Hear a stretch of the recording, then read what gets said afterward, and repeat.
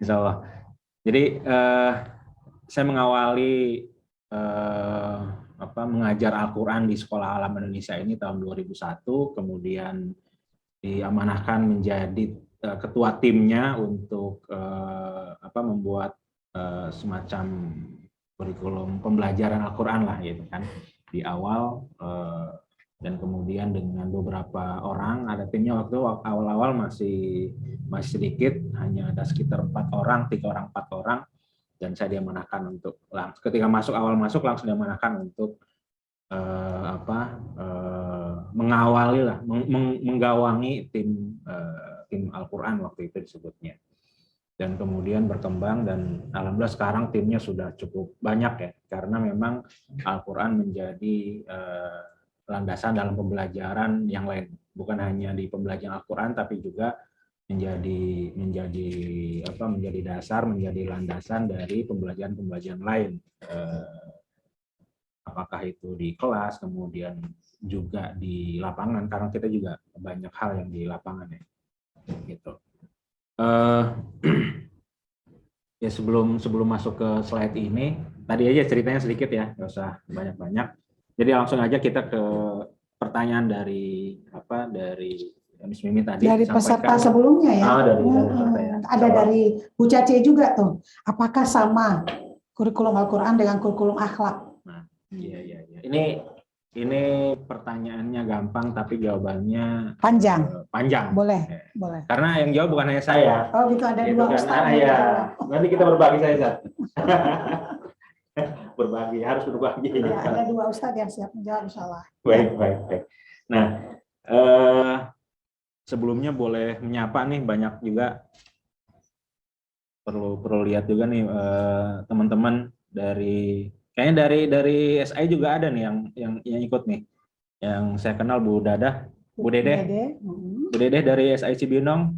Iya. Kemudian ada Bapak Ahmad Fauzan, ya. Ada Bapak Diko. Ya, selamat siang Pak Diko. Fawas, Ibu Indiani. Oke. Ya. Baik. Dan tentunya sama teman-teman yang lain juga salam kenal. Mudah-mudahan kita bisa bersilaturahim lebih lanjut ya. Kalau saya lihat datanya itu Edan dari Pandeglang nih. Saya pulang kampung. Saya juga dari Pandeglang, teman memang sudah lama di Jakarta dan merantau di Jakarta, insya Allah. Baik, lanjut saja. Al-Quran, kurikulum Al-Quran, atau apakah kurikulum Al-Quran itu sama dengan kurikulum akhlak? Ya? Sebelum kita lebih lanjut, kita harus paham dulu Al-Quran itu. Karena kalau bicara kurikulum Al-Quran, kita tidak hanya sekedar bicara cara mengajarkan Al-Quran, tapi bicara tentang Al-Quran itu sendiri. Karena Al-Quran kan sudah menjadi kurikulum hidup kita, sudah menjadi way of life, sehingga kita tidak bisa lepas dari yang namanya way of life, yang namanya Al-Quran. Kita sebagai seorang mukmin, sebagai seorang muslim, tentu sandaran utama kita adalah Al-Quran, karena itu kitab yang utama, rujukan yang utama. Sebagaimana Allah Subhanahu wa taala berfirman dalam surat Yunus ayat 57, A'udzubillahi minasyaitonirrajim. Bismillahirrahmanirrahim. Ya ayuhan nas, qad ja'atkum mau'izatum mir rabbikum wa syifaa'un lima fis sudur wa hudaw wa rahmatan lil mu'minin. Di ayat ini Allah menjelaskan kepada kita semuanya, kepada umat manusia, panggilannya ya ayuhan nas, wahai manusia. Kemudian Allah menjelaskan qad ja'atkum mau'izatum mir rabbikum. Sesungguhnya telah datang kepadamu pelajaran, mau'izah, dari Rabbmu, dan penyembuh bagi penyakit-penyakit yang ada di dada, dan petunjuk serta rahmat bagi orang-orang yang beriman. Ini menarik. Ayat ini menarik. Ini panduan kita menjadikan Al-Quran sebagai panduan gitu. Di ayat ini Allah menjelaskan lebih lanjut fungsi Al-Quran bagi kita. Itu ada beberapa kalau kita bisa rinci ya. Pertama, Al-Quran itu di sini dijelaskan sebagai mau'idhah. Mau'idhah itu adalah pelajaran, peringatan atau pengingat atau pembelajaran, mau'idhah bagi kita dari Allah, langsung dari Allah. Nah, ini pentingnya kita mengambil Al-Quran sebagai way of life karena langsung dari Allah. Allah akan menciptakan kita semuanya, sehingga ini menjadi menjadi rujukan utama lah bagi kita. Nah, itu pertama, fungsi Al-Quran. Yang kedua, syifa'ul lima fis sudur, penyembuh bagi penyakit yang ada dalam dada. Yang ada dalam dada apa? Itu jantung, hati, dan seterusnya yang utama yang perlu kita pahami. Syifa'ul lima fis sudur. Itu fungsi yang kedua. Yang ketiga, Al-Quran itu fungsinya adalah hudan, petunjuk, landasan. Ya. Saya teringat kalau bicara landasan atau bicara petunjuk, ketika kita berada dalam sebuah perjalanan, kalau tidak ada petunjuk, maka kita bingung untuk menjalani sebuah perjalanan tersebut. Atau ketika pesawat bergerak untuk naik, itu kan pasti ada landasan yang ada tanda-tandanya, sehingga pesawat itu bisa berjalan di landasan tersebut untuk bisa bisa landing, take off, itu kan terbang. Itu harus ada landasan. Nah, Al-Quran adalah hudan, petunjuk bagi kita, landasan bagi kita untuk bisa menjalani kehidupan ini. Itu yang ketiga. Yang keempat adalah rahmah. Hudaw wa rahmah. Nah, ini jauh lebih penting. Kenapa? Karena apapun yang kita lakukan di dunia, ibadah yang apapun yang kita lakukan, kalau kita tidak mendapatkan rahmat dari Allah, maka kita tidak bisa masuk surga. Karena apa? Yang membuat kita masuk surga adalah rahmat dari Allah, ya kan? Rahmat dari Allah. Sehingga Al-Quran ini turun fungsinya sebagai rahmat. Maka kedekatan kita dengan Al-Quran, kemudian interaksi kita dengan Al-Quran, kita mengharapkan ini rahmat dari Allah, agar Allah memasukkan kita ke surganya. Bahkan ada nikmat yang jauh lebih besar lagi, ada nikmat melihat Allah secara langsung. Ini fungsi Al-Quran dalam, dan ini kita harus memahami. Ini bicara kurikulum kehidupan kita, Al-Quran sebagai kurikulum kehidupan kita. Nah, selain Al-Quran sebagai kurikulum kehidupan kita, maka ketika kita bicara di pendidikan, saya kurang lebih 20 tahun di Sekolah Alam Indonesia, maka Al-Quran juga menjadi rujukan, menjadi landasan kita dalam membuat satu konsep, membuat metodologi, membuat strategi pendidikan kita, sehingga seperti yang dijajarkan Allah, ketika kita merujuk pada Al-Quran, maka jalannya akan Allah bantu, akan Allah mudahkan, akan Allah beri keberkahan. Seperti itu. Jadi berikutnya adalah nah, ini gambar yang kemarin sudah disampaikan oleh pembicara sebelumnya, Presiden Direktur kita, Bu Tri Pujidarsi atau Bu Caca, biasa kita memanggilnya. Menarik ya, ketika beliau menyampaikan tentang ini, bahwa Sekolah Alam Indonesia kita memiliki konsep 3 ranah kurikulum, ada akhlak, leadership, kemudian thinking skill atau logika berpikir. Nah, semua itu kita landasi dari pemahaman kita tentang yang ada dalam Al-Quran. Gitu. Masing-masing punya filosofinya. Kenapa ada kurikulum akhlak, kenapa juga ada leadership, kenapa juga thinking skill, kenapa kita membuat piramida seperti ini, kemudian kenapa ini pembahasan utama kita, bahwa Al-Quran menjadi landasan konsep dari pendidikan sekolah Indonesia. Dari mana sih, gitu kan? Dasarnya itu, gitu kan? Filosofinya dari mana? Berikutnya kita bisa mengkaji salah satu ayat dalam Al-Quran di surat Ali Imran ayat 79. Di situ Allah berfirman, A'udzubillahi minasyaitonirrajim. Bismillahirrahmanirrahim. Maka li basyarin ayyutiyahullahul kitaba wal hukma wan nubuwah tsumma yaqulu linnas kunu ibadan li min dunillah walakin kunu rabbaniyyin bima kuntum tu'allimunal kitaba wa bima kuntum tadrusun. Nah, kalau kita kaji menarik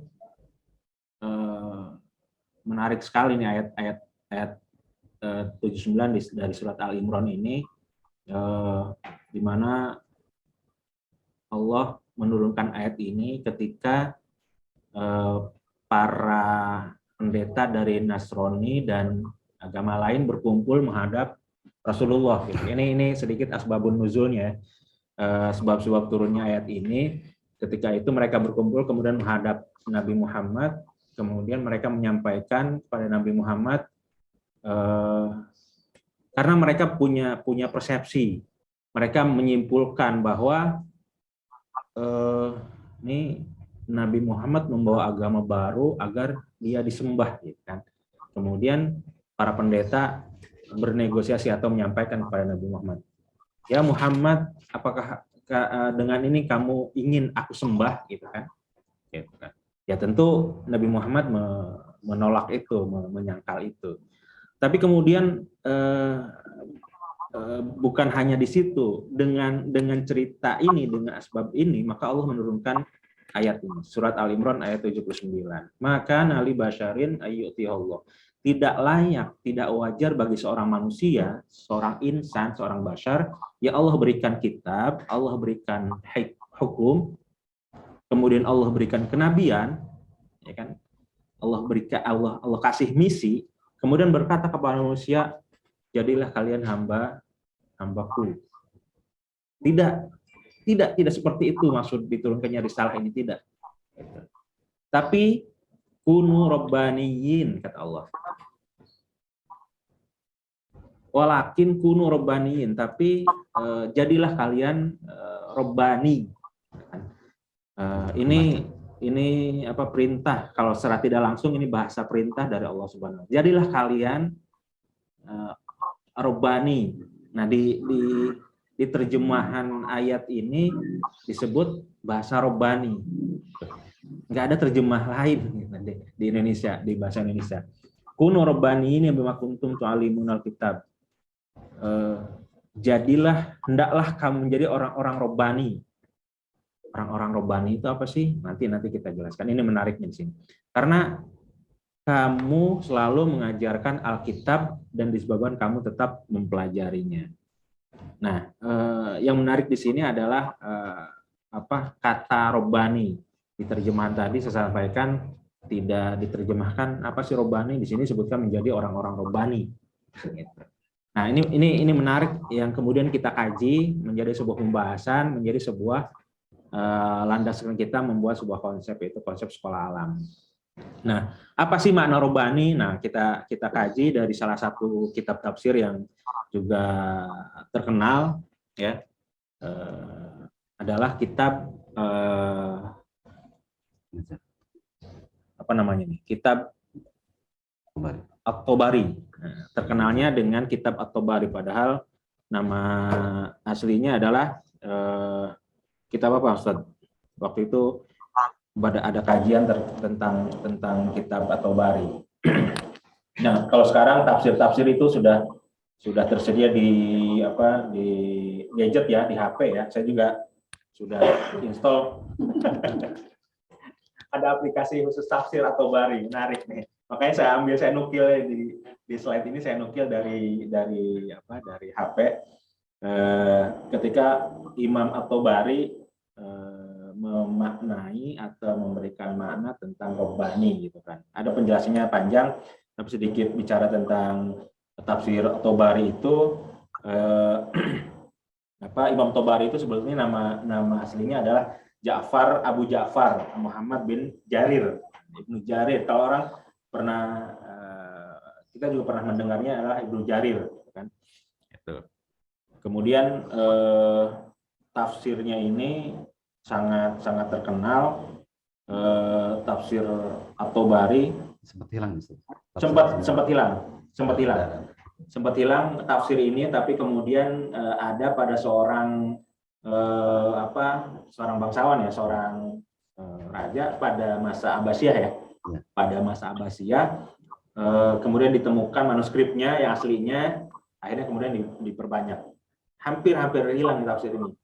Tafsir ini menggunakan metode menafsirkan Al-Quran, dengan hadis, dengan athar Nabi dan seterusnya, sehingga tafsir ini cukup terkenal dan bahkan Imam At-Tabari ini sempat dijuluki sebagai bapak tafsir, gitu kan, bapak ilmu tafsir.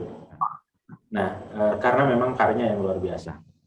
Nah, beliau menafsirkan ayat surat Al-Imran ayat 79 tadi, terutama yang kita garis bawah dari makna robbani ya. Setelah panjang beliau menjelaskan, menukil dari ulama-ulama sebelumnya makna robbani, sehingga beliau menyimpulkan salah satu makna dari robbani adalah warobbani al-jami' ilal ilm wal fiqh al-basar bis siyasah wat tadbir wal qiyam bi umur ra'iyah wa ma yuslihum fi dunyahum wa dinihim.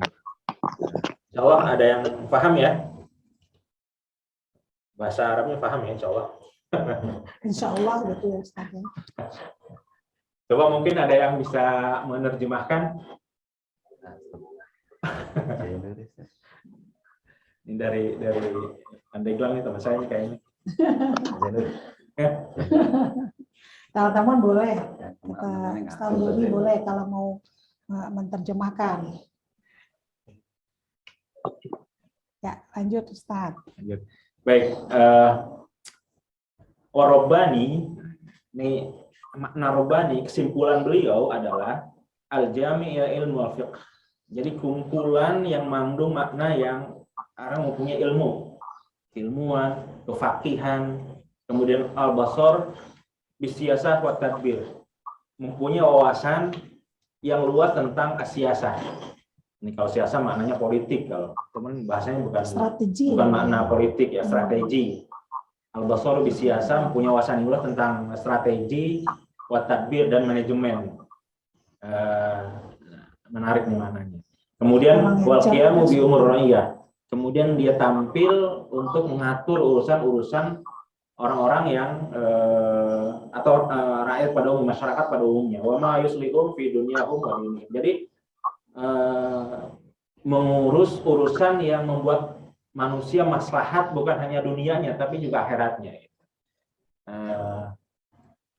Ini menarik nih, satu kesimpulan yang diambil dari makna robbani. Bahkan kalau kita sering bicara itu, jadilah kita generasi robbani. Nah, inilah makna yang sebenarnya yang disampaikan oleh Imam Tabari dalam tafsirnya.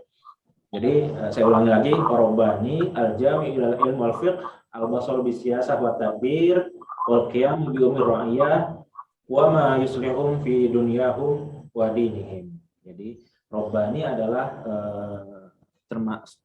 termasuk maknanya adalah al-jam' ilal ilm wal fiqh, memiliki keilmuan dan kefakihan, wal basar bisiyasa, wawasan luas tentang strategi politik dan seterusnya, kemudian tadbir dan manajemen, wal qiyam bi umur ra'iyah, tampil mengurusi atau mengelola gitu ya? menjadi leader lah bahasanya, mengelola urusan-urusan yang bisa memberikan kemaslahatan bukan hanya dunia tapi juga di akhirat. Ini makna. Nah, dari sini kita mengkaji, dari sini kalau kita lihat, kalau kita detailkan lagi ada berapa poin yang dimaknai robbani di sini. Gitu kan? Al-ilm, al-fiqh, al-basar bisar wa tadbir, wal qiyam bi umur ra'iyah. Ada setidaknya 4 poin. 4 poin yang ada di makna robbani ini. Berikutnya kalau kita lihat ya, nah ini kembali lagi ke piramida konsep sekolah alam ini, sehingga makna tadi pertama al-ilm atau kita bahasakan dengan al-alim, orang yang memiliki keluasan keilmuan, atau bahasa sederhananya ilmuwan, kan? Ilmuwan kita terjemahkan ke dalam satu kurikulum, yaitu thinking skill. dengan berbagai metodenya, dengan berbagai turunannya yang sudah coba kita lakukan dan kita terapkan di Sekolah Alam Indonesia ini. Itu yang pertama, yang menjadi dasar dari thinking skill kita adalah tadi makna al-ilm, atau kita terjemahkan dengan al-alim, orang yang memiliki keluasan ilmu. Kemudian yang kedua ini yang bawah ya, akhlak. Ini nggak urut sesuai dengan yang ditafsir ya, tapi ini menjadi landasan kita. Yang kedua al-fiqh, al-faqih, orang yang memiliki kepahaman tentang sebetulnya tentang segala hal, tapi kita terjemahkan atau kita terjemahkan dengan kurikulum akhlak di sini. Jadi kefakihan dalam agama, atau bahasa al-hadisnya adalah man yuridillahu bi khairan yufaqihu fiddin. Nah, lebih jelas Allah di hadis ini menjelaskan, barang siapa Allah kehendaki kebaikan dalam dirinya, man yuridillahu bi khairan yufaqihu fiddin, Allah berikan kefakihan dalam agamanya. Nah, kita terjemahkan dengan kurikulum akhlak. Yang ketiga adalah al-basiru bi siyasah wa tadbir, memiliki wawasan yang luas tentang strategi, politik, dan manajemen. Nah, ini di kurikulum kita terjemahkan ke dalam kurikulum leadership. Kita terjemahkan ke dalam kurikulum leadership dengan metode-metode yang kemarin juga sudah dijelaskan oleh Bu Cace ya. Di antaranya metode leadership adalah dengan outbound dan outdoor activity. Gitu. Kalau kemarin kurikulum akhlak. Berarti ada webinar berikutnya kurikulum leadership. Tunggu seri berikutnya berarti. Dari SIE Edu Academy ya. Iya betul. Nah,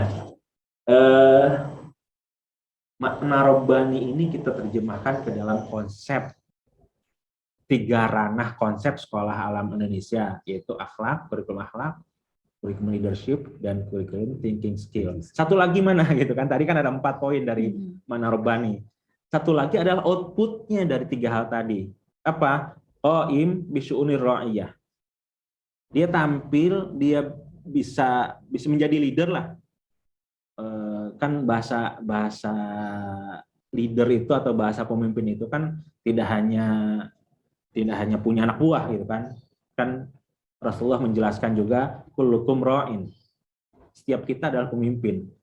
Wa kullukum mas'ulun an ra'iyati. Dan kita akan diminta pertanggungjawabannya atas apa yang kita pimpin. Jadi diri kita juga pemimpin bagi diri kita gitu kan. Allah meminta pertanggungjawaban kita dalam mengelola diri kita gitu kan. Kayak gitu. Nah, output dari 3 poin tadi adalah qaim bisyu'unir ra'iyah. Dia tampil, dia bertanggung jawab dengan urusan yang membuat bima yuslihum fi dinihim wa dunyahum, atau fi dunyahum wa dinihim. Bertanggung jawab terhadap sesuatu yang menjadi tanggung jawabnya, ya kan? Kalau diri sendiri kan tanggung jawab terhadap diri sendiri. Kalau dia punya keluarga, tanggung jawab terhadap keluarganya. Dia kalau punya pasukan atau menjadi sebuah seorang pemimpin di sebuah institusi pendidikan, maka dia bertanggung jawab terhadap apa yang dipimpinnya gitu kan. Nah, dia bertanggung jawab terhadap apa yang dia kasih amanah, kemudian dia yang bisa memberikan kemaslahatan bagi mereka di urusan dunia maupun di urusan akhirat.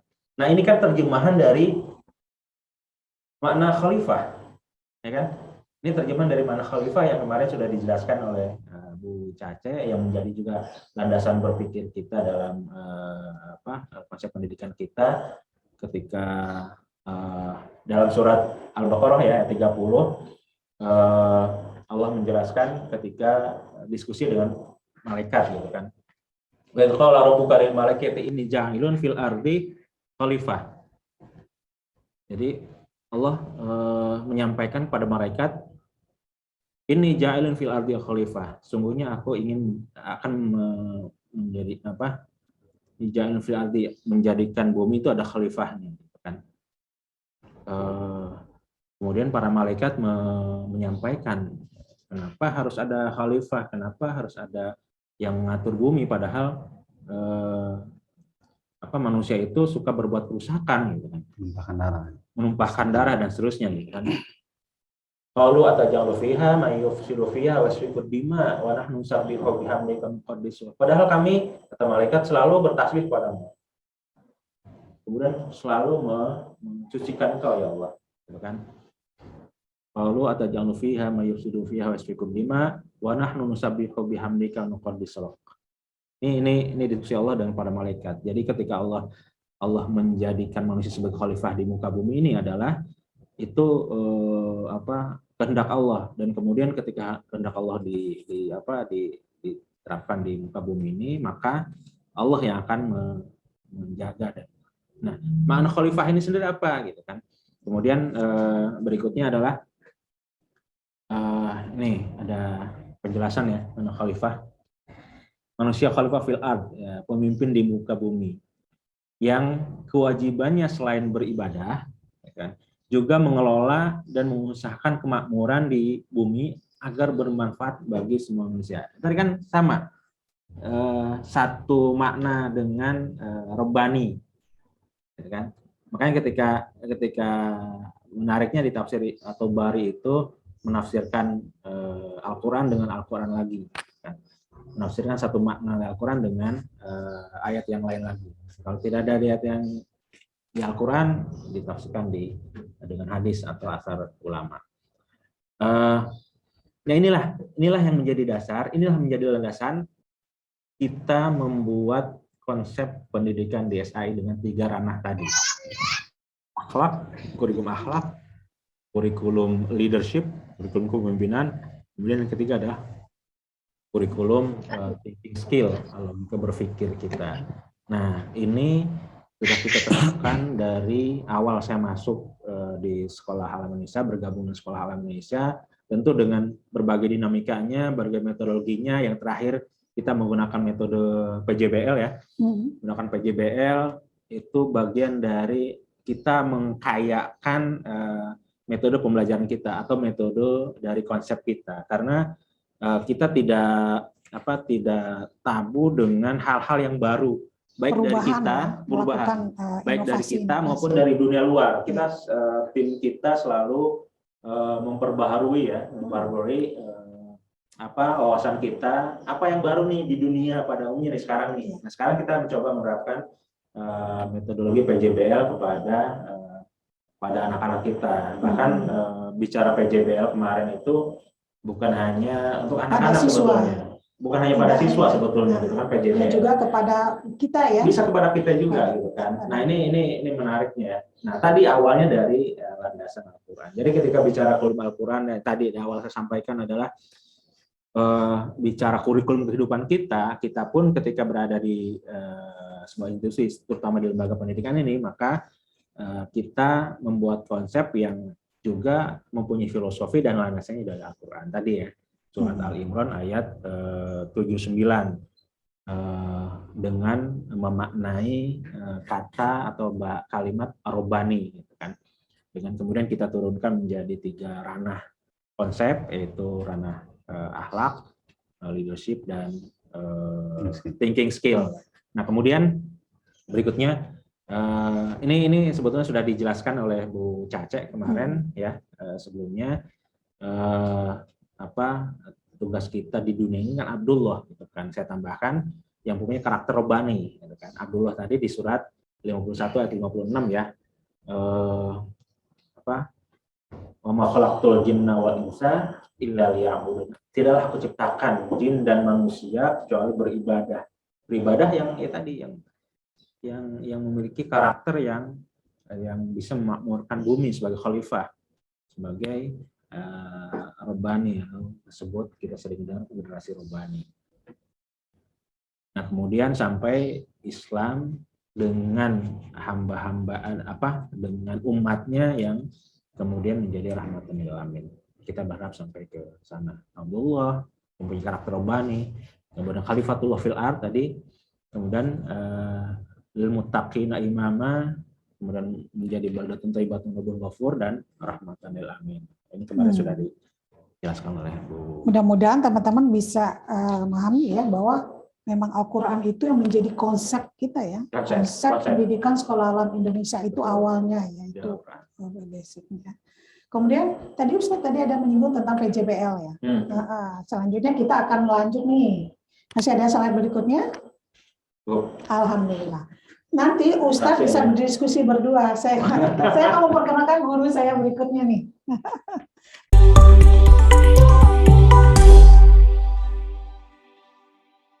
Buat teman-teman, saya akan memperkenalkan guru saya. Ya, selanjutnya Ustadz Subita. Wah, Ustadz Subita MA Al-Hafiz. Allahu Akbar.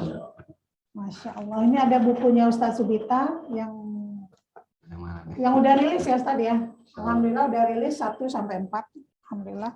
Jadi saya perkenalkan beliau, guru saya di Sekolah Alam Indonesia. Sudah berapa lama Ustadz? Ini kalau menghitung Ramadan 10 tahun kedua. Oh, 10 tahun kedua. 10 tahun di Ramadan. Kedua. Iya. Ramadan 10 pas. Iya. Ustadz Subita pemegang sanad Quran riwayat Imam Hafs. Kemudian pemegang sanad tajwid, matan jazari dan tafatul atfal. Allah Akbar, Ustadz. Ceritakan masa kecilnya gimana tuh Ustadz bisa menjadi Al-Hafiz, kemudian bergabung di Sekolah Alam Indonesia. Menjadi berkah sebenarnya bagi kami ya di Sekolah Alam Indonesia. Silakan Ustadz. Bismillahirrahmanirrahim warahmatullahi wabarakatuh. Waalaikumsalam. Baik, jazakumullah khairan katsiran atas kesempatannya untuk bisa tampil berdiskusi dengan Ustaz Khudari, Mas Mimi, dan juga para teman-teman pemangku kebaikan. Insyaallah ya. Khalifah fil ard. Tadi sangat menarik sebenarnya yang dibahas Ustaz Khudari. Jadi berkaitan dengan Al-Quran ini, kalau kata Abdullah Daraz, salah seorang penggagas atau pencetus tafsir Maudhu'i, bahwa kalau kita melihat Al-Quran itu bagaikan mutiara, bagaikan berlian. Dipandang dari sudut manapun akan menghasilkan sesuatu yang indah. Seperti itu ya. Seperti tadi dipandang dari, baru 1 ayat ya, melahirkan sebuah sekolah ya. Sekolah Alam Indonesia jadi landasan. Apalagi kalau beberapa ayat. Jadi kalau ngeliat dari tadi ada Rabbaniyin, kan orang yang menyerukan sebuah kebaikan. Kemudian Khalifah fil ard. Jadi kalau kita ngeliat di sana, kalau ngeliat dari rangkaian ayat itu sebenarnya satu sama lain itu saling berkaitan ya, munasabatul ayat. Jadi 1 ayat, 1 surat. Jadi kayak misalnya di sana kalau kita lihat itu ada akan-akan ada pembekalan ilmu. Di maka nabi basyarin ayyutiyahullahul kitaba wal hukma wan nubuwah. Begitu juga ketika Allah berfirman wa idz qala rabbuka di ayat berikutnya, sebelum jadi khalifah setelah diskusi dengan Malik mu'allama adama gitu. Seperti itu, mu'allama adam. Kemudian berikutnya ada Rabbaniyin gitu. Kunu walakin kunu rabbaniyin bima kuntum tu'allimunal kitab. Seakan-akan Allah di sini mengingatkan para kita, jadilah seorang pemimpin setelah memiliki apa yang Allah ajarkan. Kunu rabbani, mengajak kebaikan, leadership-nya gitu ya. Kemudian kalau pengen jadi pemimpin yang baik apa?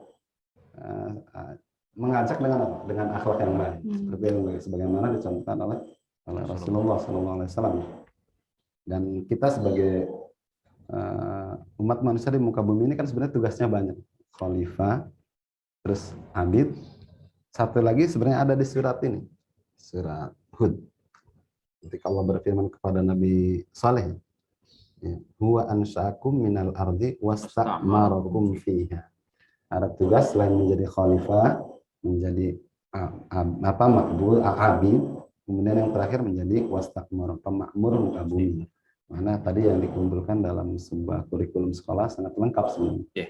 Insya Allah kita membangun konsep pendidikan berdasarkan Al-Quran. Kemudian yang pertanyaan tadi yang mimis depan itu. Iya. Kurikulum apakah sama? Quran sama dengan kurikulum akhlak. Jadi itu sesuatu yang semuanya didasari oleh Al-Quran ya Ustaz. Masa kecil Ustaz gimana sih? Bisa cerita dulu. Cerita dulu. Ini saya kecilnya jarang ketemu orang tua.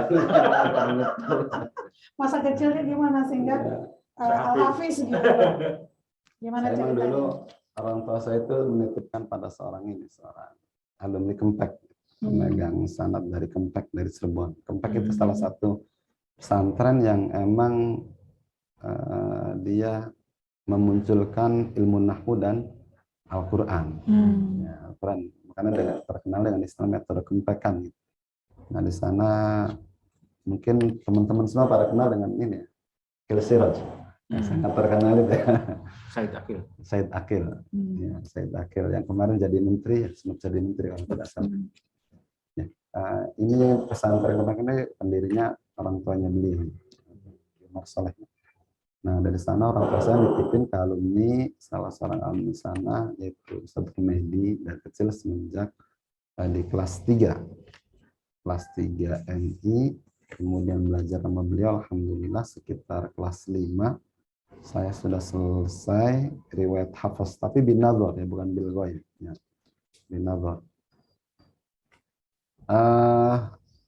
Kemudian dari sana saya udah mulai tertarik dengan kegiatan-kegiatan Al-Quran karena ternyata ada semacam guru saya itu kayak mengajarkan regenerasi, mengajarkan suruh melanjutkan. Jadi entah guru saya itu berhalangan atau emang sengaja sering menyuruh saya mewakilkan ketika mengajar. Oh, oke. Ustadz yang mengajar, iya. Proses. Misalnya dikasih tugas. Dikasih tugas menjadi guru. Itu, ya. Pada waktu itu saya masih kelas 5. Akhirnya saya mengajar di madrasah diniyah. Dan yang saya ajar adalah adik saya pas banget. Artinya saya anak teman-teman saya yang saya ajar. Alhamdulillah. Nah dari sana saya berproses, kemudian ketemu dengan beberapa orang penghafal Quran yang tadinya saya membaca jadi menghafal. Nah dari proses menghafal, karena merasa penasaran, terbangkit saya pengen mencari guru, istilahnya setor lagi setelah hafalan.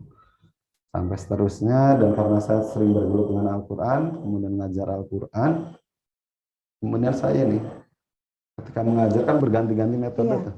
Nah, dari situ tuh kita ada pengamatan-pengamatannya. Pengalaman. Nah, dari berbagai macam metode itu, oh metode ini kok begini, yang ini begini, yang ini begini. Nah, jadi terjadi proses ya, di Ustadz ya. Ketika masuk di Sekolah Alam Indonesia, sebelumnya sudah ada metode-metode mengajar, akhirnya menemukan inovasi sendiri. Betul. Nah pas begitu masuk ke Sekolah Alam Indonesia, saya mengenal metode baru yang namanya Abatasa. Kemudian ada metode bagus lagi, ikut pelatihan terus. Nah dalam perjalanannya pada waktu itu saya menjadi kepala UPT, ada angan-angan bagaimana kalau saya misalnya membuat sebuah metode yang ringkas, cepat, menyesuaikan dengan sekolah kita yang begitu sangat padat. Yang bisa adaptif ya dengan Sekolah Alam Indonesia yang banyak kegiatan. Oke. Sehingga nanti bisa diselesaikan anak-anak itu dengan cepat, mudah. Makanya ini salah satu karakteristik metode ini adalah mudah, cepat, dan lengkap. Karena itu perjalanan dari sana. Ada perjalanan, ada metode bagus tapi banyak. Ada metode sedikit tapi kurang kokoh. Nah, seperti itu. Oh, ada metode yang banyak. Iya, jadi kan kita pengen cepat selesai. Bagus, cuma rangkaiannya banyak. Nah, jadi tapi ada juga yang singkat tapi nggak kokoh. Ya. Alhamdulillah Ustaz Al-Hafiz, jadi tahu gitu jadi ya. Saya berusaha untuk menyesuaikan, kita coba, kita ramu dari perjalanan itu menjadi sebuah metode yang kokoh sedikit dan mudah diaplikasikan untuk anak-anak. Jadi tapi berapa lama tuh prosesnya Ustaz? Ini semenjak saya jadi UPT itu dulu kalau tidak saya UPT itu 2 tahun atau 3 tahun. 3 tahun. 3 tahun. Saya udah 3 tahun. Sebelumnya 2 tahun terus naik pas ini tahun berikutnya 3 tahun, 3 tahun. Sekitar kurang lebih ya 3 tahun. Oh, 3 tahun proses pengetikan. Proses penyelesaiannya ya. Kemudian ini ada namanya arisana. Jadi dalam proses pengetikan ini kalau kita dalam karya ilmiah kan kita minta judul dulu ya. Iya. Oh, jadi Ustaz udah ada judul dulu, berapa tahun tuh judulnya? Ya, judulnya udah muncul dulu, kita udah muncul dengan tadi inspirasi tadi bahwa saya pengen punya metode istilahnya yang sesuai. Yang sesuai, yang simple tapi kokoh. Iya, betul. Anak-anak cepat. Mengasih namanya sebenarnya awalnya bukan Arisala, dengan sebutan Kafami. Oke. Kemudian menjadi Arisala. Buat kita ini. Oh, itu rahasia. Ya. Cukup buat kita. Jadi namanya gitu, Kafamina artinya cukup buat kita. Oke. Namun dalam perjalanannya karena tadi kita pengen menyusun sebuah metode kurikulum yang simple, padat, kokoh, akhirnya kita menyusun dalam perjalanan itu langsung dipakai. Alhamdulillah mungkin ini salah satu pertolongan dari Allah juga. ketika saya menyusun sudah ada yang meminta di sebuah masjid. Oh ya. Sehingga ketika saya memproses ini, kebetulan kan ini santrinya udah sepuh-sepuh. Jadi saya harus bisa mencari bahasa yang lebih mudah lagi. Jadi pas begitu. Jadi ada labnya langsung ya, untuk praktek Dicoba, dari metode ini langsung dicobakan. Betul. Pas begitu dicoba bahasanya disusun semudah mungkin, diterima berarti ini cocok. Diterima ini cocok. Ini terus, apakah metodenya untuk anak-anak saja atau untuk yang muda atau untuk yang tua atau gimana Ustaz? Nah, ini dalam buku metode ini kan judulnya metode panduan tahsin. Panduan membaca Quran dan tahsin tanpa menyebutkan usia. Oke. Ya, emang disengaja ini sebuah metode yang saya kalau dalam desain dikatakan ya sholihan likulli zaman wa makan. Jadi dia bisa menyesuaikan dengan tempat dan waktu. Saya berusaha mengambil pelajaran dari situ. Saya pengen membuat metode yang istilahnya dipakai untuk anak-anak, oke. Anak-anak pakai bisa. Oke. Remaja, oke. Makanya tidak ada bedanya ketika kita melihat kalau masuk ke SL Kampus Mampang. Iya, ya. Dengan SD misalnya kelas 2, makanya bukunya sama. Gitu. Iya benar. Apalagi Sekolah Alam Indonesia dari KBTK sampai BLES ya, SMA ya. Nah, jadi yang perlu dibekali adalah pengajarnya, guru, ustadznya, ustazahnya bisa menyesuaikan sehingga ketika mengajar. Saya sendiri mengajar itu dari yang masih anak-anak kelas 1, ada yang remaja, Ustadz langsung ada yang muda sepuh banget. Yang awalnya saya waduh ini gimana ya? Kira-kira saya bisa nggak? Kayak misalnya mulutnya ada terganggu dengan usia. Tapi udah kaku mungkin ya. Nah ini saya membangun ini adalah sebuah metode baca Quran, nanti referensinya ada Quran Rasul Utsmani Madinah. Yang kita kaji adalah, jadi kalau teman-teman melihat Al-Quran Rasul Utsmani Timur Tengah di standar Madinah, itu adalah Quran terkuno yang sudah menggunakan simbol tajwid. Jadi sekarang kalau saya ada Quran tajwid baru itu udah ketinggalan. Ya, ini udah lengkap, sangat lengkap sekali. Bukan hanya menjelaskan yang istilahnya hukum-hukum yang umum aja, tapi yang sampai detil perbedaan antar riwayat di situ ternyata dimunculkan dengan tulisan bentuk yang berbeda-beda, sehingga kita mengatakan dengan simbol-simbol tulisan. Itu perjalanannya. Kemudian kenapa saya mengasih namanya Arisalah ini? Jadi menarik pas begitu saya mengajar itu kan ada interaksi dengan murid, ada logika berpikir segala macam. Di situ baru saya terinspirasi dengan nama kitabnya Imam Syafi'i, Arisalah. Jadi bahasa-bahasa yang kita gunakan seperti bahasa usul fikih yang menggunakan nalar. Akhirnya saya ganti namanya dengan dalam perjalanan Arisalah. Seperti itu bismillah. Ya. Silakan dilanjutkan Ustaz. Kemudian jadi ini berarti pilot project waktu saya jadi kepala UPT di tahun sekitar 2014 berakhir di situ ya. Udah selesai waktu itu mau diedit, kemudian dikembangkan, kebetulan saya gunakan di masjid, terus alhamdulillah beberapa tahun kemudian dipakai di SL ini. Kemudian masuk di SD. Dan alhamdulillah ya, karena itu masa transisi dari beberapa metode yang dipakai digunakan di sekolah alam. Simple, padat, tapi kokoh. Ya, itu betul, kuncinya. kita benar. Nah, makanya muncul nanti karakteristiknya mudah, cepat, dan lengkap. Ini di slide berikutnya, ini kenapa dikatakan, ini metode mengajar dulu ya, metode mengajar. Jadi kita itu pengen menggunakan sesuatu yang mudah bukan hanya untuk murid. Saya berpikir pengen menerapkan sebuah metode yang mudah untuk guru, mudah untuk murid. Sementara ini kan ada metode kita. Mudah tapi untuk gurunya aja udah pusing. Panjang prosesnya gitu ya. Sampai ininya panjang, berapa item yang harus dikuasai oleh guru.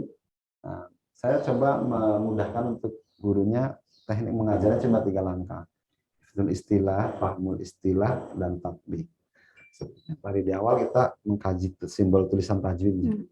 Jadi kita hafal dulu namanya, terus baru memahami istilah yang digunakannya, setelah itu baru praktik. Jadi kalau saya bisa memanggil Miss Mimi karena saya tahu nama Miss Mimi, yang kedua tahu wajahnya, nah yang ketiga tinggal praktek manggil Miss Mimi gitu.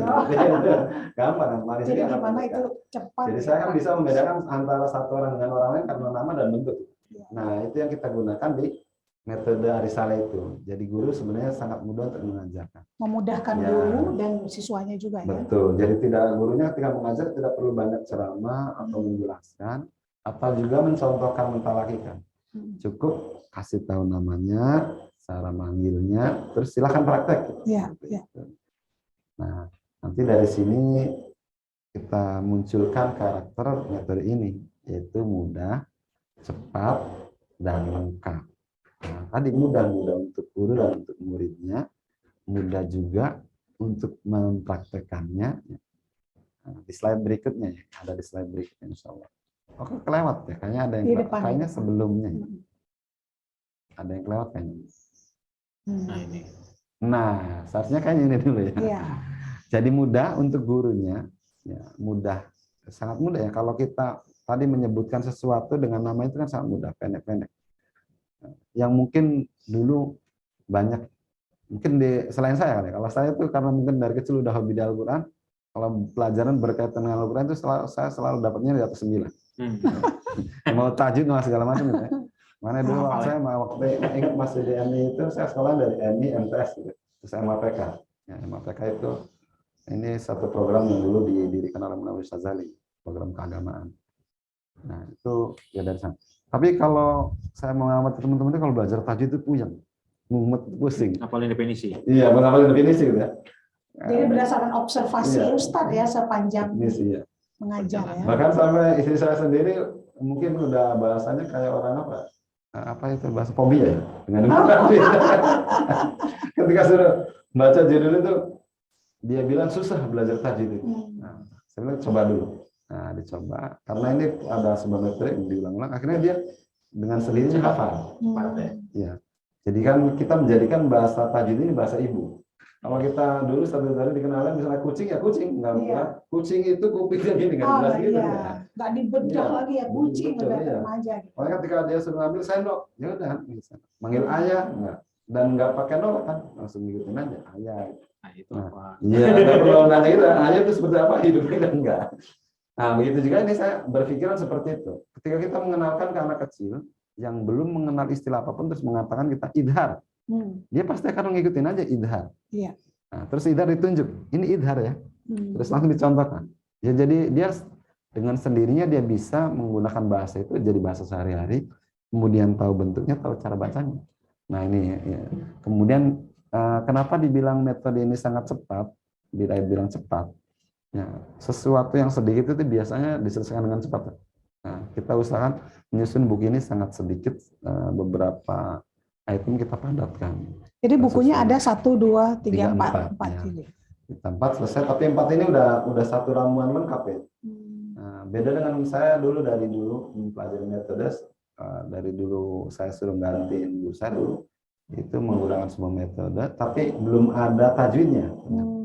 Jadi ada dulu bahasa itu mendahulukan bisa membaca dulu, sebelum setelah itu baru belajar tajwid. Padahal itu kan satu kesatuan yang nggak bisa ditinggalkan. Yang namanya kita baca Quran ya baca tajwid. Nah, kenapa kita nggak berpikir untuk disatukan aja? Nah, sehingga sering mengalami setelah selesai baca itu nggak belajar tajwid, ketika masuk Al-Quran suka pudar. Ya. Karena dia nggak tahu mana ini idhar, mana ikhfa membacanya. Belum selesai sudah bisa baca Quran tapi nggak tahu patokannya. Ini kenapa dibaca begini? Nah, akhirnya pudar. Nah, makanya ini satu pemikiran saya satukan, gitu. Disatukan jadi ketika selesai udah selesai semuanya. Nanti kalau mau belajar tajwid lagi, itu belajar pendalaman materi namanya. Untuk lebih meluas lagi dalam mempelajari perbedaan, mempelajari seperti itu. Nah, kemudian karakteristik berikutnya adalah lengkap. Kenapa kita lengkap? Insya Allah yang mempelajari Arisalah bisa menjawab semua permasalahan tajwid karena udah di situ lengkap semuanya. Insya Allah. Nah, jadi insya Allah ini materi sangat lengkap. Kalau kita boleh lihat contekannya mungkin Ustaz. Ada contekannya di sini. Kalau tidak salah di mana ya? Yang tadi ada gambar nun sukun. Sekaligus kita kenapa kita menggunakan Arisalah. Contoh. Itu nggak kelihatan. Kenapa saya udah di sini. Baik, ya. Ini sebagai contoh ini. Nanti guru-guru itu mengenalkan ini langsung kita bisa nun sukun atau tanwin ikhfa yang sebelah sini misalnya. Nah, ini nun sukun atau tanwin ikhfa.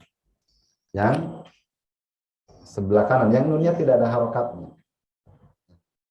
Yang nunnya tidak ada harokatnya. Ya. Ini adalah nun sukun atau tanwin ikhfa. Yang sebelah sini nun sukun atau tanwin idhar halqi. Yang nunnya ada harokatnya. Itu biasanya kita langsung kita tunjuk ya ke anak-anak kita. Nun sukun atau tanwin idhar halqi. Langsung disebut. Disebut bentuknya, disebut namanya. Kemudian baru cara manggilnya di sebelahnya. Langsung diperkenalkan, dilihatin yang tadi kita bisa langsung diperkenalkan, dilihatkan, terus langsung praktek, langsung manggil. An, in, un. Nah, kemudian kok bisa disebut dikiaskan ke arisalah imam usul fikih ini dari mana? Nah, nanti ketika kita membaca bentuk-bentuk di huruf lain tinggal mengistinbatkan aja, mengkiaskan ke an, in, un ini. Misalnya contoh ketika bertemu di kalau tanwinnya ada misalnya di huruf kaf, di kaf gitu. Ya tinggal nanti kan, kin, kun. Contoh misalnya kayak di surat apa? Khairotin, khairoyarot. Nah, nanti akan ketemu tanwinnya itu harokat kasrotainnya bentuknya sama kayak di judul ini ya. Di judul dalam contoh ini. Atau juga nunnya ada yang tidak berharokat ketika di ikhfa, cara memanggilnya adalah dengan an, in, un. Nah, jadi kita mempelajari dari bentuk-bentuk tulisannya, kemudian cara memanggilnya aja. Nanti kalau nanti bertemu di tempat lain, nanti tinggal dikiaskan saja ke situ. Ya. Ketika ini kan pakainya pakai hamzah. Pakai hamzah. Kalau misal ketemunya di sin, ya tinggal ditahan aja. Atau misalnya di nun, misalnya min, nah berarti ini di mim ya. Kalau kita baca anas ya, min syarri, tinggal dikiaskan. Memang tadinya an ini diganti ma, man, min, mun, seperti itu. Nah, ini yang membuat anak-anak Ustaz Hudori gimana pengalamannya? Yang ini udah belum pernah atau udah pernah nih Ustaz? Kan dari sebelumnya nih, silakan berdua di Ya, sini. sebelumnya juga kan kita pernah menggunakan satu metode yang sama ya, simbol sama, ya. Cuma itu tadi betul menarik, simple, tapi tadi kurang kokoh lah. Ketika kita masuk di Al-Quran, lupa lagi ya, kurang kokoh lah tadi bahasa. Karena namanya beda ya. Iya, makanya mungkin dengan 4 jilid ini nggak terlalu banyak, juga nggak terlalu sedikit. Betul, gitu kan. tidak terlalu simpelnya. Ya. Jadi ada metode-metode lain itu menggunakan istilah sendiri, misalnya dibaca dengung. Nah, makanya dari situ saya menggunakan bahasa tajwid itu. Loh, kenapa harus nggak langsung bahasa tajwid aja? Oh, yang nanti ketika membaca guna juga itu kan dengung juga.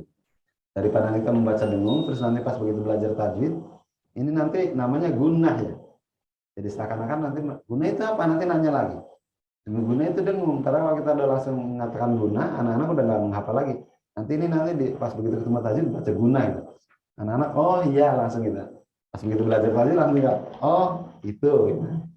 Seperti itu. Nah, mungkin itu secara singkat terkait dengan arisalah. Jadi memang ini sebuah perjalanan panjang ketika menjadi guru Quran. Wabil khusus pada saat itu saya mendapat amanah menjadi kepala UPT Lumudin di Sekolah Alam Indonesia sekitar tahun 2012, 13, 14 penuh 3 tahun itu. Saya mulai mengetik di sela-sela waktu, kemudian baru merumuskan, mengharapkan nanti metode ini bisa diterapkan di sekolah alam dengan yang kegiatannya begitu banyak, sehingga karena dulu masih ingat waktu saya masuk sekolah alam itu, sekolah alam punya targetan hafal 2 juz, bisa baca Quran. Yang waktu itu masih disatukan ya, digabungkan dalam waktu satu pertemuan 1 jam, dalam 1 minggu sekitar 3 sampai 4 kali pertemuan. Nah, akhirnya apa? Akhirnya itu tadi kejar-kejaran, mengejar cara belajar baca Qurannya, mengejar hafalannya gitu. Dan sekarang alhamdulillah testimoninya sekarang di kelas 2 udah selesai jilid 3, pas nanti naik kelas 3 itu munakosah jilid 4 di semester 1. Nanti setelah itu baru menghafal. Anak-anaknya alhamdulillah sudah mulai tartil. Sebenarnya kemarin saya mau mencari video salah satu anak itu cuma nggak menemukan. Nah, terus kemudian ini kurikulumnya tingkatan-tingkatannya. Seperti yang tadi di awal di bahasa Ustaz Hudori bahwa kita tidak mengenal usia dengan metode ini ya. Jadi ini nanti kita di awal kita mendahulukan tahsin dulu. Karena kalau kita nanti membarengkan antara belajar membaca dan menghafal, itu nanti habis waktunya untuk mentalakikan Al-Quran. Jadi kita harapkan habis selesai tahsin, anak-anak bisa menghafal, kemudian baru dia menghafal mandiri. Tinggal kita dorong, kita motivasi. Nanti jadi kelasnya kita awalan tahsin. Kita akan mengenalkan simbol-simbol huruf dan mengucapannya dengan baik dan benar. Ya, dari jilid 1. Nah, bagaimana kalau usianya berbeda? Ya sama, nanti kita coba awali dari awal. Seringkali saya mengkiaskan kalau kita mau membangun rumah, lebih baik membeli rumah second, terus kita renovasi, atau membeli tanah kosong, terus kita bangun. Nah, atau kita perbaiki dikit-dikit. Jadi kalau kita rumah udah tua, kita hancurkan, kita bangun, atau kita tanah kosong, kita bangun, atau rumah yang udah jelek, kita bangun dikit-dikit. Bisa mengkiaskan kalau rumah yang udah tua, kemudian kita renovasi. Kalau kita merenovasinya sesuatu yang gampang, yang kita suka-suka, terus kita mudah perbaiki, itu enak. Tapi pas bagian ada sesuatu yang tidak kita suka, ternyata itu beton, kokoh, kita ngampaknya susah. Itu. Mungkin bisa berulang kali itu ngampaknya.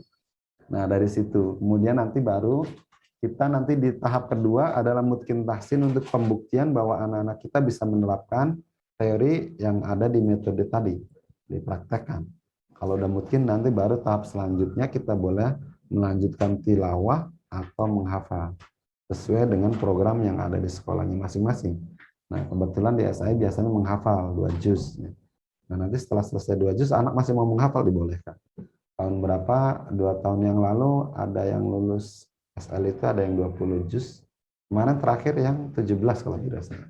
Nah, alhamdulillah didorong aja kita motivasi aja. Kita motivasi dan menghafal.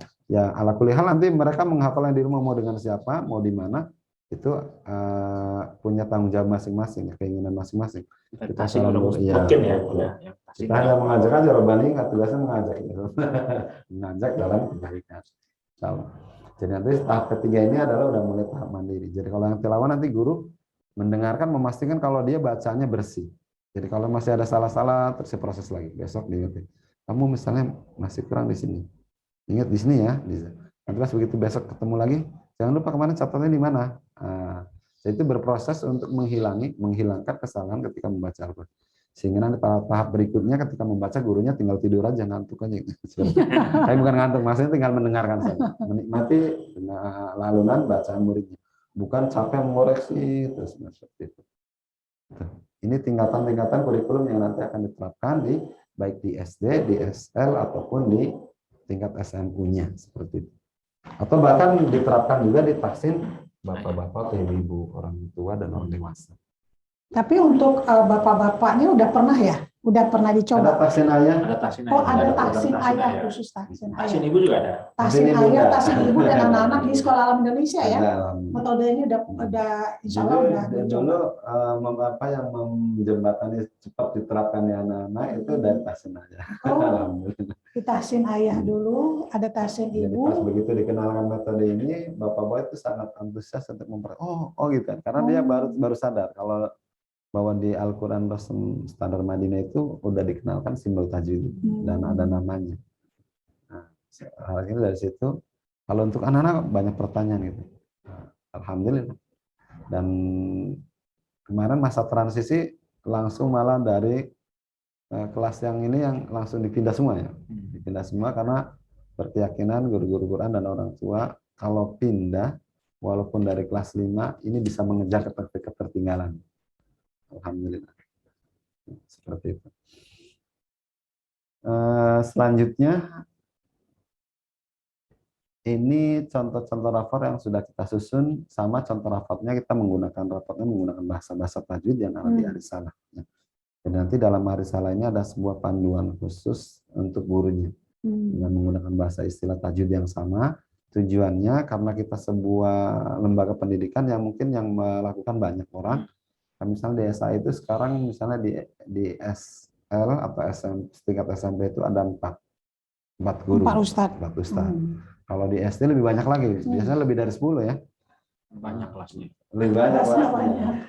Ini kenapa dibentuk seperti ini? Dulu berpengalaman sebelum menggunakan metode Arisalah, Ketika gurunya nggak masuk, yang menggantikan bahasanya beda. Jadi bikin muridnya bikin bingung. Murid bingung. Iya. Kok kemarin kata ustazah itu begini ya, protes banget. Karena anak-anak apa yang disampaikan langsung nempel, diingat kan. Justru sebaiknya langsung sampaikan yang Nah, kita langsung pakainya pengen dengan bahasa yang sama, baku. Jadi ketika ada salah seorang guru yang tidak masuk, digantikan oleh bahasanya siapapun, juga sama. iya, aplikasinya sama gitu, nyatu. Bukan sesuatu yang berbeda. Ini tadinya pakai WhatsApp, pakai Messenger, nggak ketemu, nggak nyampe. Seperti itu. Jadi mana nanti disusun sebuah kata-kata baku untuk guru ketika mengajarkan. Misalnya ketika mengajarkan idhar halki, yang menyebutnya dengan idhar halki. Ketika mengatakan ikhfa tidak beda-beda. Ada yang mengatakan ikhfa hakiki, ada ikhfa, banyak satu bahasa itu. Judulnya, misalnya kayak tadi, ada nun sukun atau tanwin idhar halki. Nanti gurunya baca seperti itu semua. Jadi ketika ada salah seorang guru, teman kita yang tidak masuk karena berhalangan, digantikan oleh orang lain, baca judulnya sama. Ya, kita baca-baca bareng-bareng ya, nun sukun atau tanwin idhar halki. Jadi gurunya nggak kaget dengan bahasa yang berbeda. Seperti itu. Nah, nanti di rapotnya pun sama dengan bahasa-bahasa baku yang udah disiapkan di hari sama. Nanti tinggal penilaiannya dari guru-guru pengajarnya. Itu mungkin sepintas cerita. Kalau ini nggak selesai. Masih ada waktu. Baik teman-teman, kita akan lihat dulu SAI Edu Academy Sekolah Alam Indonesia.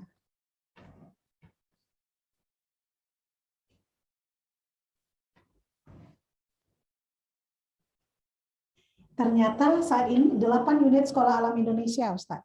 Ya, alhamdulillah sudah pada pakai ya. Alhamdulillah sudah digunakan di Sekolah Alam Indonesia dari tahun 2000, kalau asli itu 2017. Dari 2017, sebelumnya 2015-16. Mulai 2016 kalau di SMP-nya 15-16, karena pas begitu selesai saya dari UPT itu dipakai di luar, langsung dipraktekkan langsung dipraktekkan.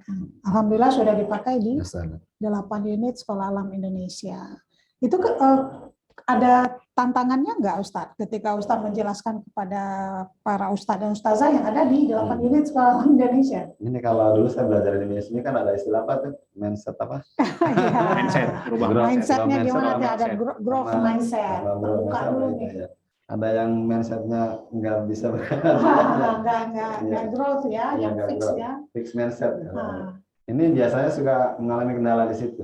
Ada seorang guru itu misal menghafal dari tadi itu kalau idhar halki nun sukun atau tanwin menghadap bertemu menghadap ini ya, hamzah ini. Betul. Ya, seperti itu. Tapi ketika dikenalkan misalnya membaca idhar halki tanpa melihat huruf di depannya, dia akan mengalami kesusahan. Idhar halki kan harus bertemu ini, saat ini kan nggak bertemu ini gitu. Jadi ada diskusi gitu ya. Ada yang lama di situ. Ada juga yang pas begitu, oh gitu ternyata. Oh, banyak O-nya gitu ya. Kayak misalnya kita mempelajari mad wajib mutasil, mad jazmun fasil itu kan kita susah untuk mengenalkan ke orang-orang ajami ya, atau gerunati bilogal Arabiyah. Kita mengetahui itu satu kalimat gimana Ustaz? Al-Quran spasinya kayaknya kurang katanya. Maka kita dipermudah dengan itu tadi, mengenal simbol. Kalau mad jaiz seperti ini, mad wajib seperti ini. Jadi tulisannya memang dibedakan oleh para ulama dulu disusun. Jadi ini perjalanannya kan tafsirnya sangat panjang banget ya. Dari semenjak ketika zamannya Zaid bin Sabit yang belum ada titik sama sekali. Iya. Kemudian zaman Ali bin Abi Thalib muncul titik, muncul harokat gitu. Sampai sekarang udah sempurna, sampai ada hamzah wasol, ada simbol-simbol kecilnya ada, semuanya ada namanya. Alhamdulillah. Ini perjuangan para ulama yang patut kita syukuri, kita berterima kasih kepada mereka. Sehingga kita generasi sekarang itu sangat mudah. Emang Allah udah menjanjikan itu soalnya. Dengan istilahnya. Ya, satu itu. Terus inna nahnu nazzalna dzikra itu ya. Bahwa Allah udah emang menjaga sehingga terkenal dengan Al-Qur'an dan Alkitabnya. Jadi Al-Quran kan hak bacaannya, Alkitab tulisannya. Jadi tulisannya terjaga juga gitu. Sehingga kalau ada seorang berusaha untuk mengecoh itu wawunya dihilangin satu aja. Tahu gitu seperti itu. Tantangan berikutnya terkait dengan resem Al-Quran yang kalau di Indonesia kan ada Al-Quran. Iya. Al-Quran ada simbolnya Al-Quran Indonesia. Itu tantangan tersendiri itu kayaknya. Ya, itu emang ini. Makanya saya setiap kali kalau ada lembaga baru minta saya untuk ngisi, untuk ngajar dan jelaskan nanti konfirmasi dulu bahwa kita nanti rujukannya ke Quran Bandar Madinah Timur Tengah. Tapi emang masih ini juga, ini kan sebuah apa ya, istilahnya pengenalan yang memang terus diulang. Kayak misalnya orang tua kita juga banyak tuh ketika membelikan Quran kan, dibelikan di bawah salah lagi. Akhirnya udah deh beli Ustaz aja kan ya nggak salah. Karena sekarang Qurannya sama bagus, kemudian sama-sama memunculkan itu tadi rasa musmaninya. Indonesia juga sama rasa musmani.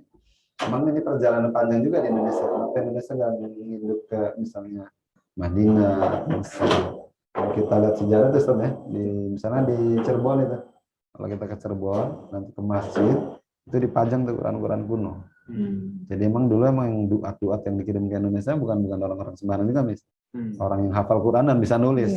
Jadi dia nggak bawa Quran dari sana, Mis. Dulu kertas mahal. Jadi yang dibawa kepalanya aja. Gitu. Pas begitu mengajarkan nulis, kemudian dikasih. Nah, mungkin perkembangannya dari situ Indonesia menggunakan Kopnas gitu, seperti itu. Ya, menarik. Dan ini kan perjalanan Al-Quran dengan Arisalah, metode Arisalah ini, apakah Ustaz juga melakukan evaluasi? Evaluasinya sepanjang perjalanan ini kan banyak teman-teman yang di Lumuri sering ngasih masukan segala macam. Jadi emang koreksinya berulang. Perjalanannya panjang. Dari contoh, dari bentuk tulisan terkadang salah. Jadi emang sebuah proses. Ini tadi karena emang ini kan mengambilnya dari Al-Quran, kita harus hati-hati. Seperti itu. Terkadang kita misalnya gini, simbol-simbol tajwidnya kan udah ditetapkan oleh para ulama di Quran itu. Kita berusaha masukkan nggak dapat, kita ya susah, kita akhirnya suruh sendiri. Seperti ada juga bagian. Tapi saya berusaha semaksimal mungkin contoh-contoh di Arisalah ngambil dari Al-Quran semuanya. Kemudian terkait dengan contoh, karena itu tata letaknya banyak, kadang kita nggak sadar gitu. Ini materi seharusnya belum dipelajari, muncul di situ. Nanti ada teman ngingetin, Ustaz, kayaknya ini belum masuk deh. Oh iya, makasih. Nanti besok saya rubah lagi. Makanya nanti kita waktu awal-awal itu mencetaknya sesuai kebutuhan aja. Seperti itu, Mas. Jadi memang berproses dari beberapa teman. Ada juga yang misalnya ngasih masukan terkait dengan judul. Ketika diskusi masuk, ya saya ganti. Tapi ketika diskusi dia, oh ternyata gitu maksudnya. Udah langsung dilanjutkan ke dipakai gitu, seperti itu. Ya, ini ada pertanyaan dari teman-teman kita nih Ustadz ya. Ustadz tanya, kalau untuk pengajaran tulis Quran, tulis ya, apakah ada di tingkat SD? Jika ada, seperti apa modelnya dan apa yang dilakukan oleh Sekolah Alam Indonesia? Baik, terkait dengan ini sebenarnya kan ini sebagai program dasar ya. Dan ini diterapkan di kurikulum nasional Indonesia. Dari zamannya siapa namanya? Hajar Dewantara, terus ya itu ada istilah calistung. Ya. Nah, seharusnya Al-Quran juga sama ya. Jadi jangan sampai nanti kita sebagai umat Islam bisa baca Quran suruh nulis nggak bisa malah di sini.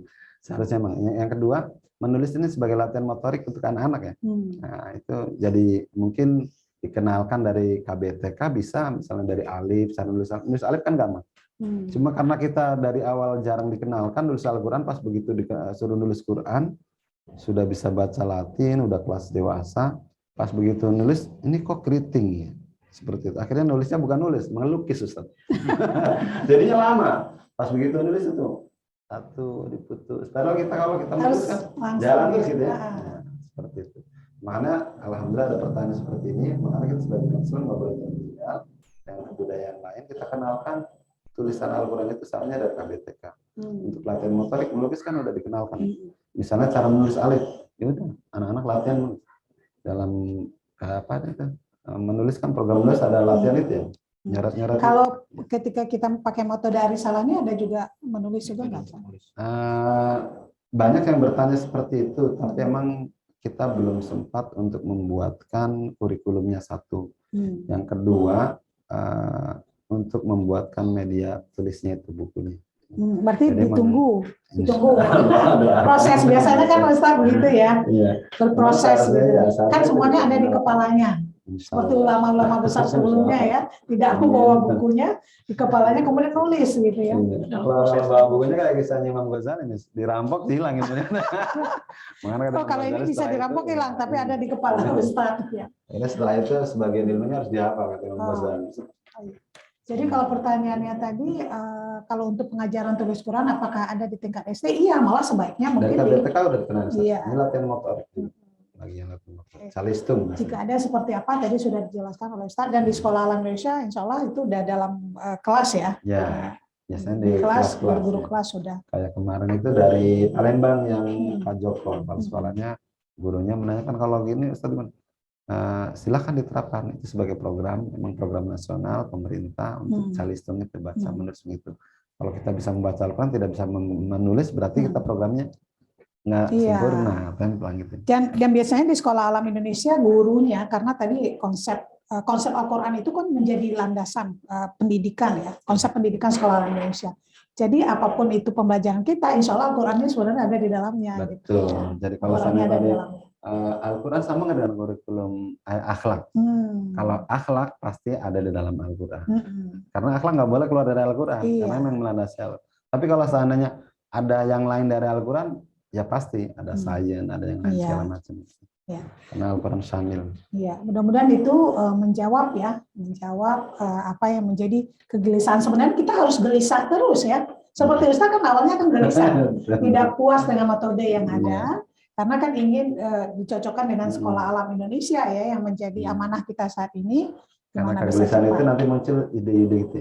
Sesuatu yang baru. Gelisah dulu, jadi muncul ide-ide baru, dan jangan lupa dituliskan. Seperti Ustaz Subita kan awalnya dituliskan dulu pelan-pelan ya, kemudian diuji coba ke musola yang ke masjid. Kebetulan waktu itu kan ada orang tua siswa SI juga, yang sebelumnya mungkin ada pengajar yang mungkin karena resign atau karena apa berhenti kemudian nyari.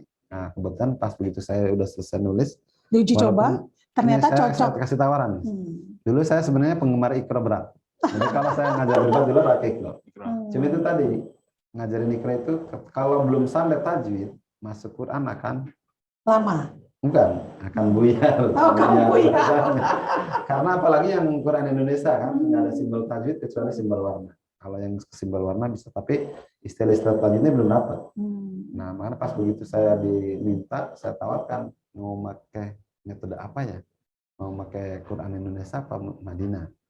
Ya, terserah Ustaz, saya pasrahkan aja. Nah, kalau mau saya tawarkan lagi, kalau mau Indonesia, biasanya tawarkan itu tadi Iqra. Kalau Timur Tengah saya kebetulan saya lagi nyusun metode ini. Karena dia langsung punya Ustaz aja langsung gitu. Padahal itu sebelum jadi. Masih dalam di laptop. Masih di laptop, masih dalam pikirannya ya masih. Saya ciptakan terus mereka pada bayar, alhamdulillah. Waktu itu namanya apa ya? Udah Arisal. Udah karena udah mulai. Tapi pokoknya namanya belum pasti tuh. Udah di-print aja, dibagikan. Dan alhamdulillah itu pas begitu belajar itu bisa antusias. Istilah-istilah tadi dengan bentuk-bentuk tulisan tajwid. Dan alhamdulillah sampai sekarang angkatannya ada yang sudah tilawah udah dapat setengah Al-Quran. Jadi alhamdulillah setelah pakai metode ini semua yang tahsin sama saya nggak kabur. Biasanya belum selesai tidak serem lagi gitu ya. Kalau ini sampai nanti ngajak ke orang-orang. Wah ini ternyata simpel nih. Lebih mudah dan lebih kokoh dan lebih kita cepat paham. Gitu. Dan kemarin sempat yang ngajak, ini kan yang minta ini dimasukkan salah satu orang tua siswa SAI. Kemudian kemarin ngajak temannya lagi, dapat lagi tuh 3. Yang satu kerja di Belanda, jadi kalau tahsin online ada yang dari Belanda, ada yang dari sekarang, ada yang dari Jakarta. Waduh. Jadi online. Jadi berkah online itu sekarang banyak murid ya. Jadi berkah muridnya lintas ya, lintas benua. Jadi kalau saya belajar jam 11 siang, yang satu habis subuh. Yang dari Belanda itu. Dan alhamdulillah selesai setahun. 1 tahun selesai. Tahsin setahun, dan itu yang kebetulan yang di Belanda ini dari nol banget. Dan alhamdulillah sekarang udah bisa baca, walaupun belum lancar. Tapi dia tahu mana panjang, mana pendek. Itu sebenarnya membantu ya kalau mungkin pada para senior ya, yang mungkin baru hijrah, membantu mereka mempercepat untuk bisa baca Al-Quran. Ya, alhamdulillah. Dan kemarin dia baru pulang kampung tanggal 15 Maret. Sampai rumah hari Sabtu. Insya Allah nanti mau ngajak offline nih. Kebetulan rumahnya ternyata di Muridnya rumah murid saya. online ya. Saya kan tinggalnya di Cinere. Iya, iya. Dia tinggalnya di Pondok Labu. Oh iya. Bermanti mengatanya.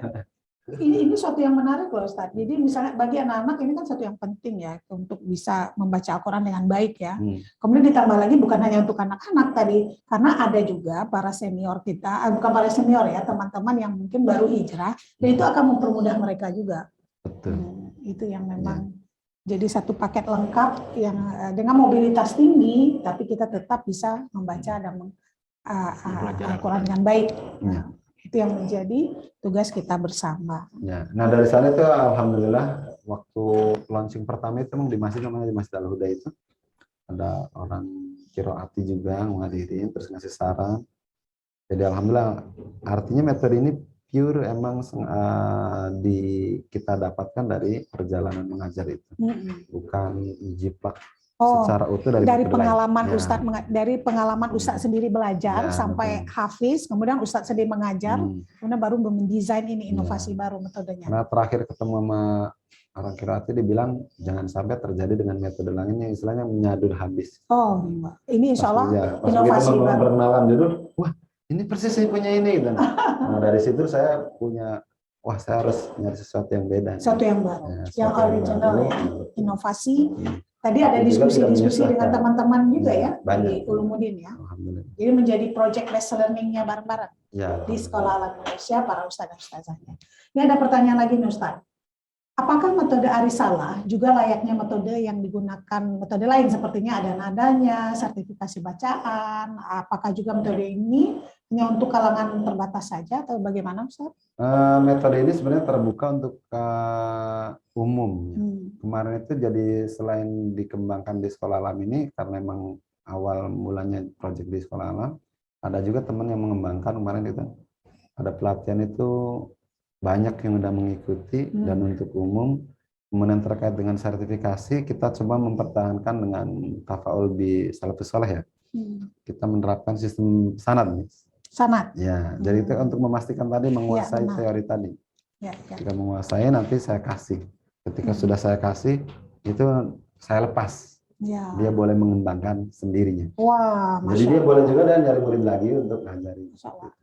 Ya, udah terjawab ya teman-teman, tadi harus sanad. Ya, jadi itu tadi untuk menjaga kualitas. Dijaga kualitasnya dengan baik. Kalau sistem sertifikasi itu mungkin hanya di metodologi aja. Di metodologi ya, kita lebih mengutamakan tadi Rabani dari alama dulu baru nanti boleh mempraktekkan. Seperti itu. Jadi nanti sistemnya sistem sana, nanti bisa juga ngambilnya nggak langsung ke saya. Kayak di saya itu ada Ustadz Bukhari, Ustadz Arif, Ustadz Ranto, Ustadz Irwan. Alhamdulillah Sekolah Alam Indonesia ya.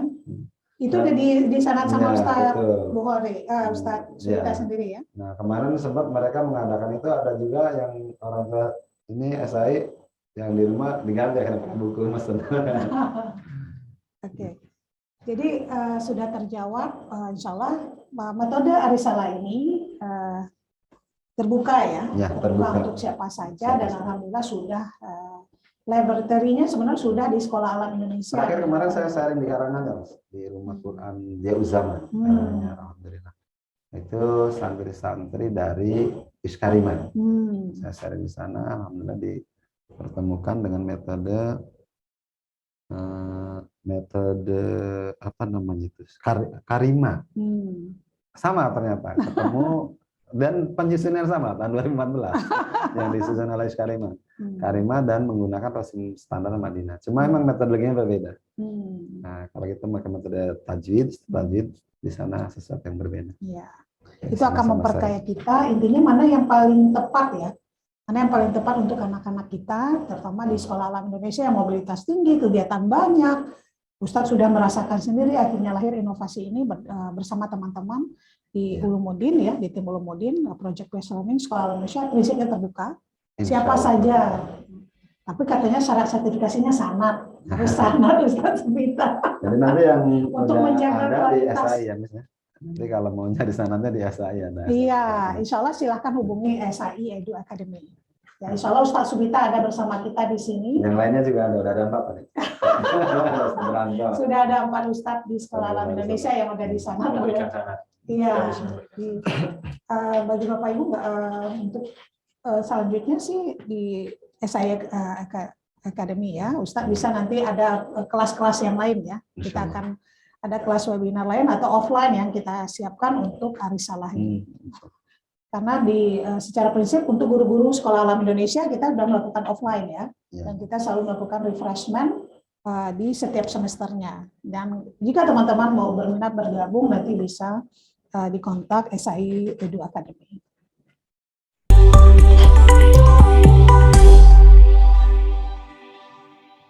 Jadi awal saya datang ke saya itu satu dari dengan ketua apa? Pak Surah waktu itu. Iya. Saya dikasih amanat suruh ngajar apa namanya itu hadis, tafsir, misalnya semua. Ya alhamdulillah dari perjalanan dari sana banyak pengalaman, banyak pengetahuan bagaimana mengajar di SI dengan padatnya kegiatan. Ya.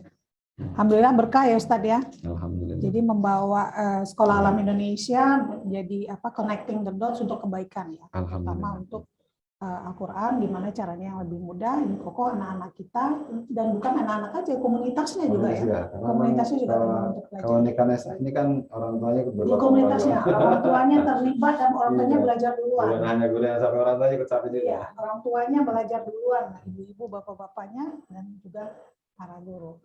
Kita lihat SI Edu Akademi Sekolah Alam Indonesia.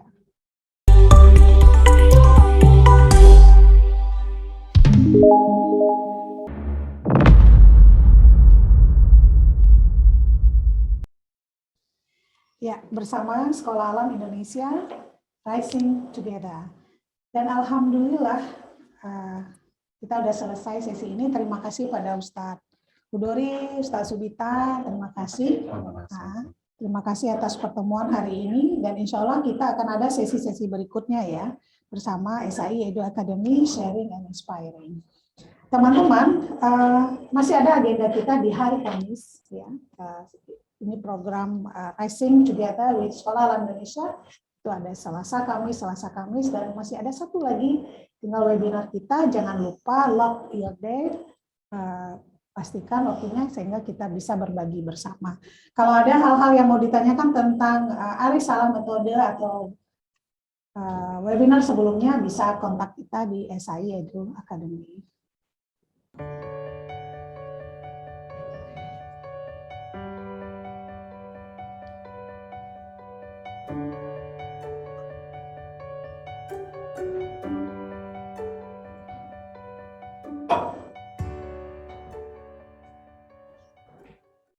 Ya. Alhamdulillah. Mari sama-sama kita baca hamdalah. Alhamdulillahirrahmanirrahim. Sampai ketemu lagi di offline. Jadi ada sesi offline juga. Kita siap-siap. Nah, siap-siap tunggu update dari kita. Kita insya Allah akan mengadakan sesi offline. Tunggu kabar kita di IG SI Edu Academy. Sama-sama kita tutup dengan baca hamdalah dan doa penutup majelis. Subhanallahumma wa bihamdika asyhadu an la ilaha illa anta astaghfiruka wa atubu ilaik. Assalamualaikum warahmatullahi wabarakatuh. Mohon maaf lahir dan batin.